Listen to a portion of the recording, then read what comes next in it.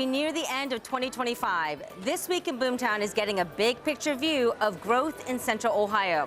What was the biggest game changer and how cities measure success? So what is the biggest game changer? Collaboration and Columbus working together and being the best it can be because we work together. It's never been like that before? Plus, The Ohio State University is undergoing one of its biggest transformations yet.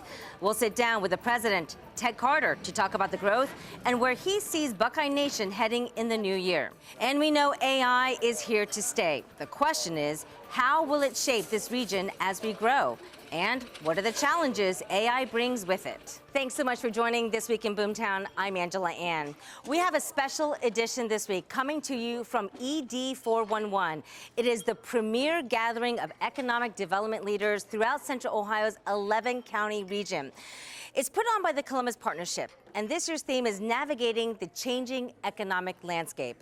It's a tough task, so we put that question out there. Yeah, what's the biggest game changer? So what is the biggest game changer? So what is the biggest game changer? Collaboration. The biggest game changer right now is local businesses, all those awesome coffee shops, small boutiques and retailers. Go for it. What's the biggest game changer? What's the biggest game changer? I think on a more personal level for our firm, it's just about relationship building. So what is the biggest game changer? So since 2011, I've been creating rental housing for the expatriates of Japanese corporations. I think that the IT market is a little saturated. I know that we have so many people coming through the job center that's looking for work. So I would say that the information technology is oversaturated. The biggest game changer in our region is the amount of growth and overall investment that this region has experienced over the last 15 years. And I think that is because there's such great collaboration among so many partners, kind of pulling on the rope in the same direction. Leads me to the second question is what needs to start or continue? And that is continued investment in infrastructure to support the growth of the region.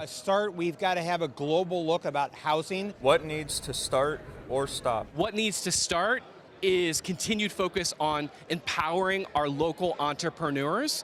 And what needs to stop is online shopping. I think what needs to start is our ability to teach our young children to become engineers. We need more engineers. What I think needs to start, I think that some companies should consider taking on entry-level people straight out of school. And then creating that growth mindset. In one sentence, can you tell me how you measure success? We measure success through the growth and profitability of the business. We measure success here by regional collaboration. At Tolles, we measure success by getting our students meaningful employment. How do you measure success? Conversation. If we can have a successful conversation, just conversation, then I think we can go to another level as far as like hiring, seeing what the company needs and seeing what the job seeker needs. And community of Japanese has been large here. It's the second largest in Midwest. Japan is the largest direct investor of Ohio. Would like to create a Japan town here in Midwest. Having the most prosperous community in the world is success. How do I measure success? It's the smiles on people's faces.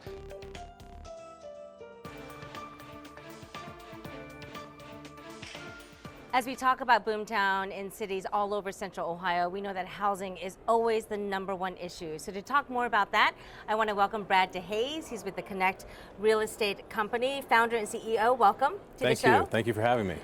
Housing, always the challenge. Yes. You see that every day. Every day. Every day. Development, we do apartments, large scale, double loaded corridor, stacked apartment complexes. Obviously, cities want houses, so it seems to be the norm of discussion as to we have to get more, and with all the job growth, we're always underbuilt, so it's an everyday discussion. And it's like we can't catch up to the demand that's out there, and so we are always looking for people or companies that are finding solutions to this crisis. You've figured one out, which is so fascinating. Talk about this modular building that you're doing with Connect Housing Blocks. Yeah, so we've had a construction company for 25 years, and with the construction company we could see that there were issues with the quantity of skilled trades around Central Ohio that was making it difficult for us to be able to build fast enough.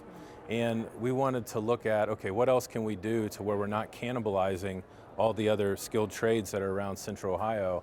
How can we add to the supply without taking the same workers that would just be shuffled from one project to the next? So we came up with an employment process for Connect housing blocks to be able to take construction scope and put it down into individual tasks. And by doing that, it allowed us then to create a training method to where we can upskill people really quickly that are not in the construction trades. It tears down barriers to entry, and we put a manufacturing facility in a disinvested neighborhood to where people needed jobs that had transportation issues. So we're at 175 employees, and now it's the largest modular manufacturing facility in the United States. And you're also building homes then that are affordable for our neighbors. How does that feel? It feels fantastic, but not just for me. I mean, that's a huge point for all of our employees. I mean, for them to be able to, in construction, a lot of times you start building something and you're there for a couple years and you don't really get to see the finished project until the very end. At the factory, you can go to one end of the line and you can see how it starts and then go out into the other end and see how it finishes. And it's just, they get that satisfaction knowing that someone's going to be living in that unit in the very near future. So final question, as we look at 2026, how are you going to hyperscale, or what's the next housing solution that you see? I mean, I think for us, it's all about speed. So we need to continue to bring on, employees that want to work and that want an opportunity. And we're full of opportunities out there at the factory. So we're just going to continue to grow our workforce and fill out other shifts and continue to put more product out here in the Central Ohio market. Great. Brad DeHaze, thank you so much. Wonderful. Thank you so much. Appreciate your time.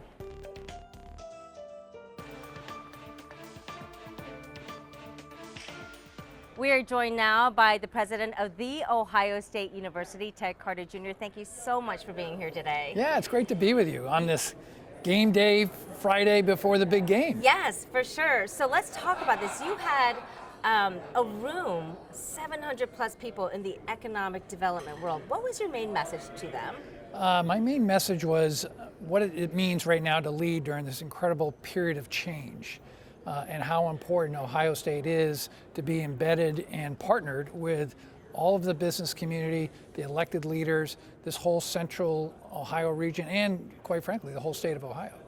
Their theme this year is navigating a changing landscape. Yeah.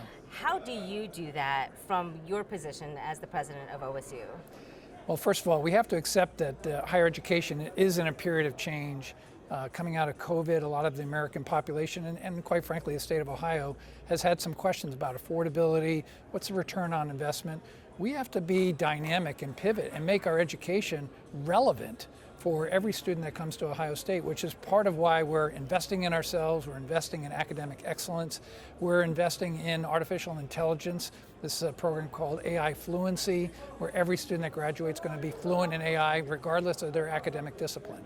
So it's an exciting time to be at Ohio State. It really is. And when you talk about AI, I loved what you said about it's not just the students who are fluent in AI, but your staff, the professors, everybody. Why is that so critical? Well, because I want everybody to own it.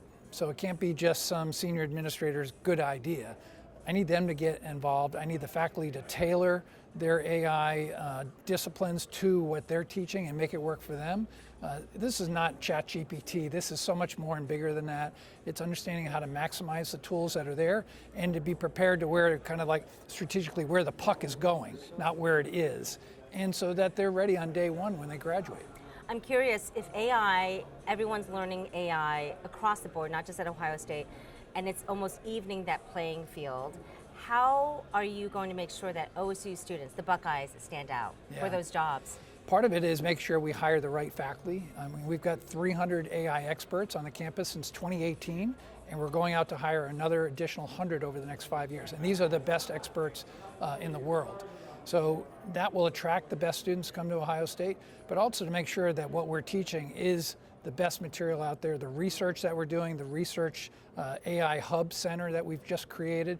And then on top of that, as part of our land grant mission, we are creating products and courseware for all businesses in the state of Ohio that they can reach in and take this courseware that we're making for them. Wow. And you talk about some of that campus expansion. Let's talk about the Innovation District. Yeah. It's so exciting. It's massive. Where are we with that right now? So, we're kind of, I'd say, at the earlier stages of it. It's about 350 acres, which, by the way, is bigger than the entire U.S. Naval Academy that I used to run in my past life.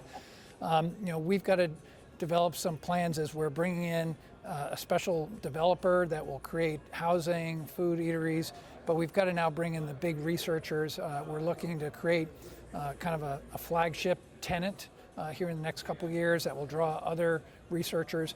But as you see, all these major corporations here in Central Ohio, we want them to not only do research with us, but bring them into this innovation district. Yes, and when you talk about bringing in some of those dollars, certainly dollars for things like research funding, what have you, this year, all higher ed has seen quite some cuts from the federal government. Yeah, how are you navigating that? It's been hard. We've had to relearn how we apply for research grants. We had to rethink that. Some of the application processes have changed. The big dollars like National Science Foundation, National Institute of Health, they are still behemoths in the research world, but not maybe as many available dollars as they've had in the past. The overhead rates or the indirect cost rates, that formula has changed, made it a little bit more difficult, and yet we're still growing. So last year we were a $1.6 billion research enterprise. 14,000 of our faculty and staff are involved in that work. That's a big group of people. We still have about that same number of people, and our research is still growing.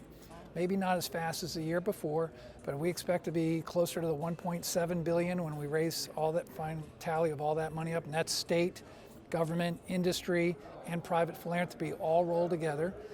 Typically about half of that money is coming from the federal government. That formula may change a little bit.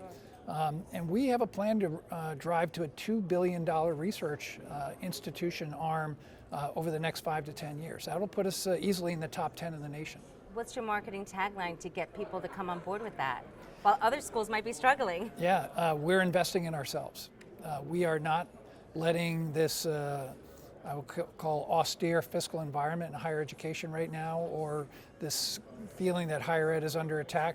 We're going the opposite. We're playing offense when everybody else is playing defense. You sound like a coach. There's a lot of similarity there. There is.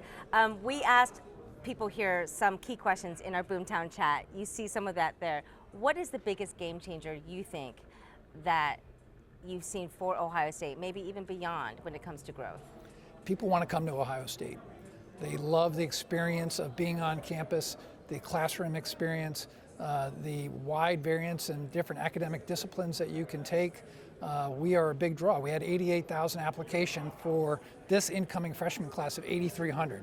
So we're not having any trouble attracting students. Now we just put the ACT, SAT requirement back in. We may not see quite as many applications because of that, but we're highly selective. And as I like telling everybody, if you have a dream of coming to Ohio State, because of our regional campuses, you can come here. And we've created some new affordability and accessibility programs so that anybody and everybody can afford to come to Ohio State. Talk about the collaboration between Ohio State and perhaps say some of these tech and trade schools that we're seeing, where a lot of that attention for some of these younger kids are going towards. Well, I'll just highlight Columbus State Community College. We've had a relationship with them now for a long time, but we just created a bigger and better one with the Buckeye Bridge. So anybody that goes to Columbus State gets their associate's degree, we will accept them and we will pay for their tuition for years 3 and 4 at the undergraduate level if they make less than $100,000 and they're an Ohioan. I mean, it's a big deal. We transfer about 1,000 students a year from Columbus State. I expect that to double here in the next couple of years. It seems like removing barriers is the best way to grow people and places and things. Absolutely. Yeah. Thank you so much, Yeah. President Carter. Always good to see you. Appreciate it. Good Yes. to see you too. Yes. We'll see you in 2026. Yes, you will.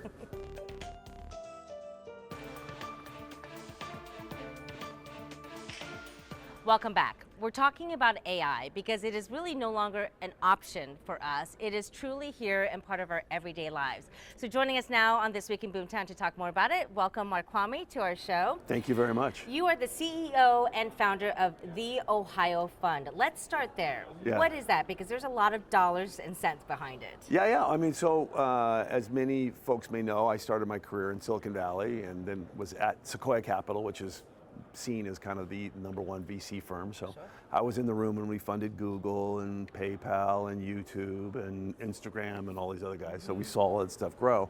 And then, came to Ohio with when Governor Kasich came in, and he asked me to start Jobs Ohio. 2011, right? 2011, Okay. exactly, yeah. And so I did that, and then started Drive Capital. And as we were just recently chatting about, I thought I was going to retire, and that didn't work. And I said I want to have impact. And when I did Jobs Ohio, I didn't know nothing about economic development, so I did a lot of Googling. The best economic development group that ever was created is called Temasek in Singapore. In Singapore in 1974, it was a third world country. Their GDP, population, landmass was equal to Jamaica. I was actually there in 1974. My dad had just opened a plant there. And it was a third world country, open sewers, I mean, the whole thing. And they started Temasek, and they took about $180 million, like a bird park, a detergent factory, a fledgling steel mill, put all this stuff together to reinvest in the country of Singapore. Well, today that's now $400 billion. They invest $30 to $60 billion a year. And in fact, Singapore's too small for them now. They invest all the way around the world. And so when I did Jobs Ohio, I thought that would be a really good model. Unfortunately, we had some laws on the book about Ohio investing in private companies. We invested in canals. It didn't work very well in 1815.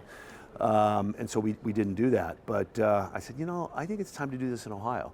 So created the Ohio Fund with 3 other partners. And we launched in June of 2024. We've now made about 25 investments. We've invested about a little over $200 million. Wow. We've raised close to $400 million. Our goal is to do exactly what Temasek did. I want to be on my porch at 85 years old, and the Ohio Fund is $50, $60 billion. How do you get people to bring that much money and support into this idea and vision you have of what Ohio can be? Well, I think you start on a couple areas. One is people don't realize Ohio is a $1 trillion economy. $925 billion. It's the 7th largest state in the union. It's the 25th largest economy in the world. Okay? People don't realize that. No, because okay? we're just little Ohio. Oh, exactly. People fly over us. 2 is we're a very diverse economy, from aeronautics to financial services to biotechnology to everything, automotive, advanced manufacturing. And so we're this large, very diverse economy, but we have no money here. I mean, it's very hard to get capital. Most capital comes in from the coast and then exits to the coast. Right. So I'm very proud to say that 96% of our investors are Ohioans. We want the profit to go back to Ohioans. And we only have really only have one criteria. Either you have to be headquartered in Ohio or you have to have a significant presence in Ohio. And so we invest in real estate. We're investors in Sundays for Dogs up in Cleveland, to Eagle Electronics, a semiconductor module company. So big and small. Everything. We have Brad DeHaze here from Connected Houses. Yes.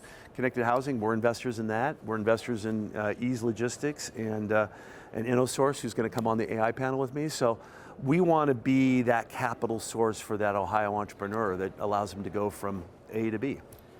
How is AI changing all of what you do and this landscape that you find so exciting?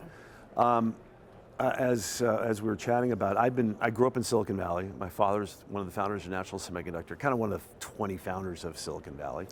And so I remember the first, one-chip calculator, the first calculator watch, the first digital alarm clock.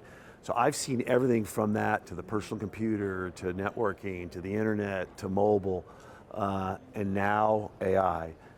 AI is going to change everything, because what we're doing is we're taking the cumulative knowledge of all humans and putting it in one place and source. I'm sure you use ChatGPT or Gemini. You can ask any question and it comes back, not always perfect, but it comes back with that knowledge. And so the message we're going to talk about on panel today is InnoSource is a contract staffing company. Ease is a logistics company. Well, both those CEOs realized, holy criminy, if I don't get on and figure out how to use AI to make my businesses more efficient, more cost effective, better customer service, I'm going to lose. And in 6 short months, they have fundamentally changed their businesses. And so my message to Ohioans is, we're not going to be the creators of the tech, of the LLMs, large language models. I like to call AI for Ohio is applied intelligence, because we're the place where we make things. You know, we have one of the drive investments down the street is Path Robotics. They're doing a full, AI welding company. We're doing an AI cellular module company. I mean, AI is going to be impacting everything, and it's an easy thing to say, AI, it's 2 letters, but it's actually very hard to figure out and very hard to actually integrate. Because the concept of it is still evolving, yes, to be honest. And so people are trying to figure out, how do I use AI? Is it going to take my job? And that's the big thing that we hear when we come talk about Boomtown, right? Is what's AI doing to these growing cities? Well, I think what's going to happen is it's going to make, so I'll give you an example. One thing people say a lot is AI is going to take lawyer jobs away because you can do all the research, Well, the purpose of a lawyer is not to do research. The purpose of the lawyer is to provide legal advice. So now you have AI, that can do the tasks of the research, but your purpose is to provide a service, to provide legal advice. If your purpose is that, or your purpose is to provide financial advice, you can use AI to do all the calculations. Those jobs aren't going anywhere. In fact, they're going to be enhanced. What's going to be interesting though is if your job is a task, i.e., I uploaded some data from a database, I throw it into a spreadsheet, and I present it to the bosses at B. That's going to be difficult. That'll change. But but I think human beings are creative problem solvers. And I think as you understand yourself as a creative problem solver, and then utilize this technology as your, call it, thousands of research assistants, that's what it's about. So would you say for companies as we move into 2026, to stay ahead of the game as we grow as a region, you have to get on board with AI, otherwise you'll be like the BlackBerry of days gone by? 100%. I mean, you will be a BlackBerry, you will be a buggy, whatever it happens to be. And so what I tell people, MIT came out with a study that people like to throw around, 94% of AI projects fail. Well, the reason why they fail is they're trying to boil the ocean. And we'll talk about this a little bit today. What I believe is you got to start with projects that you can complete in 2 to 4 weeks. And I like to say the best place to start is if a problem can be solved with a 3 to 5 minute phone call, customer service or whatever, it can be solved with AI much better, much faster. So start small and then grow and grow and grow from there. You're going to hear from the stage from Innosource and Ease how in a very short period of time they increased their gross margin, they increased their net profitability, and they actually hired more people because their businesses grew because they were more efficient. Fantastic. Mark Kwame, thank you so much. I now know who to call if I ever come up with a business. Yeah, thank you very much. All the best. The Ohio Fund, appreciate it. Thank you.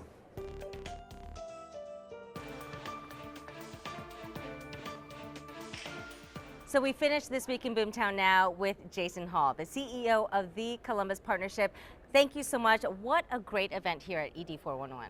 It's been terrific. Yeah. I mean, the energy level is high, record turnout from throughout the region, people focused on the future, properly celebrating what has been a great year for the region, but this is where we fill our buckets and look to the future. Someone said, it's so exciting, the work of development today. What do you think makes it so exciting? I think, for so long people thought of economic development as transactions and real estate deals and all this. And I think in the world we live in today, as I mentioned this morning, there's so much uncertainty, and affordability is such a big issue for families. I think getting back to what economic developers really are about, are bringing more job opportunities, better career opportunities, helping shape communities in very positive ways.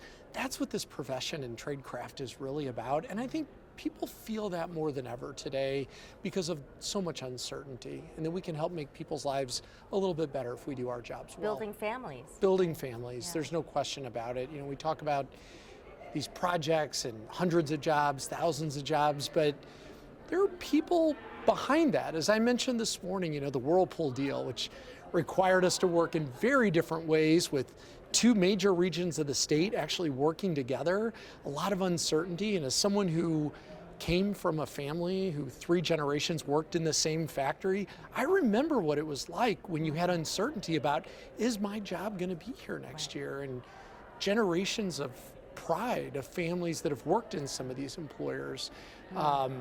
Those moments we're winning, and we're winning for our residents here. Speaking of jobs, I saw you were at the announcement of the new engineering school. Yes. At Ohio Wesleyan. Great news. Right, which, you think, oh wait, we didn't have an engineering school there to begin with, but we should, and we do now. We do, yeah. And it's interesting, the backstory on that. We have been talking to Ohio Wesleyan and engaging in conversations like this about what the future looks like. And as they saw the kinds of opportunities, Intel, Anduril, and things that were coming here, it sort of lit a spark of imagination at their board of trustees and said, let's do this. And then an extremely successful business executive, the Conradis family, George Conradis, to step up with this transformative gift to add it. And now you're getting the innovation of good technical skills with the good problem-solving skills of a liberal arts education and pairing those together. It is just terrific for Delaware, terrific for the entire region. You used a key word there, transformative. What do you think has been the key transformative piece of growth in Central Ohio in the last year, in 2025? I come back to what is it that sustains us? It is the culture. It's so often in the public arena today, we're seeing people go to their corners, picking a side, rather than what made this country the most successful economy in the world, which is coming together, finding common ground, helping our neighbors, and building strong communities. And I don't think there is a better region in this country than the Columbus region, where that culture, that American culture of problem solving together is alive and well. We keep doing that right. People, capital, jobs want to come here. Yeah. We're making it easier for people to do that. And positivity is contagious. Our quality of life is contagious. And word's getting out and more want to be here. So I started this show asking people 3 questions in our Boomtown chat. Yep. I'm going to have you answer these. What's the biggest game changer? The biggest game changer as we look to the future? Sure. I think stepping back from any one project, when I look in this room and the record turnout of people coming out to build community, I think we got to recognize there are some people when I got here that talked about, I remember Columbus as a cow town. We're now the fastest growing large metro in the Midwest, #1 for so many things. But the game changer is going to say, what are those ideas today that are so crazy that's going to push us to be something even bigger over the next 10, 20 years? Oh, I love that. We have got an opportunity to shape what it means to be the American dream and renewing that commitment with the culture, the growth, the positive mindset here. That is a game changer to really shape the next generation of what a successful major American metro is. Thinking outside the box, right? Yeah. Being innovative. Absolutely, and we get to choose. So second question, is there anything you feel we need to start, maybe stop, or continue? I'm going to come back to, look, we got to stay hungry. One of the things that has made us so successful over the last 20 years was an appetite, a collective ambition. Not viewing our neighbors as the competition, but saying we're going to stack hands and we're going to go compete around the world and be the very best. We have got to continue to stay hungry, because sometimes when you're winning, you can get a little too comfortable. And then somebody else comes and sort of eats your bacon, if you will. So we got to stay ambitious, stay competitive, and let's Columbus versus the world. Yeah, it gives you that edge. It right? does. It does. Yeah, I like that. Stay drive. hungry. We've got to have it. How do you measure success, personally and professionally? Personally, for me, I love to be on winning teams. I like to be around people that we're lifting each other up, we're trying to do better, be better, and you either feel that or you don't. Yeah. And that is to me what I love, seeing other people be successful, and that's how I define success. For our community, I think as we've got people in our community, we're taking care of our residents. Yes. We're bringing better jobs. We're bringing the tax base that allows us to invest in parks and public safety and libraries and other things that just make our quality of life even better here. I view that as success, and that people can afford it. Yes. And with the growth ebbing and flowing, companies coming and going, people have said, oh, are we really a boomtown? I do feel like 2026, we will still be that boomtown, that trajectory. How do you think? It is. I mean, look, and it's not hollowed rhetoric. I mean, you look at the numbers, as I said this morning, right? I mean, we're the fastest growing large metro population in the Midwest. To put that in different terms, we're growing 38% faster than the country as a whole, just on the population side. Right. And people are coming here because of opportunity. And I like to say the census is the voting booth of where people want to live. Right. And then when you look at the projects, the shovels in the ground, I mean, some of those jobs haven't even come online yet. I mean, the opportunities, I mean, we're building them now, but they're coming online. And when I look ahead to the future, our ability to double down on entrepreneurship, double down on the advanced manufacturing jobs and others that we can bring to the region, our pipeline looks very strong. Sure. And I'll tell you, you know, the partnership members, we just had our retreat last month and kind of recommitting to not just be great business leaders, but to be community-minded civic leaders. That energy level was high. We had our highest turnout in the history of the partnership in person at that retreat. People see the opportunity, they're excited to be a part of it, and they want to do their part to be good civic leaders. There's too many cities around the region, around the country, where that's not the norm anymore. There's no collaboration. You don't have it, and it's easy to step back because it's hard, and people are busy, and they have a lot of demands on their time. We've got a region that's hungry to win the future, and I think we're filled with purpose because we see what we can create with the momentum that we've already built. I love it. Jason Hall, thank you so very much. I appreciate it. Your time. Thank you. Can't wait to see us boom in 2026. I know. Let's go.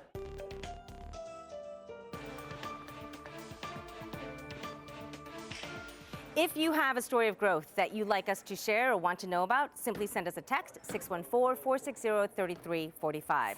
If you're watching us on YouTube, be sure to subscribe and hit like. You can also put your comments right there in that section as well.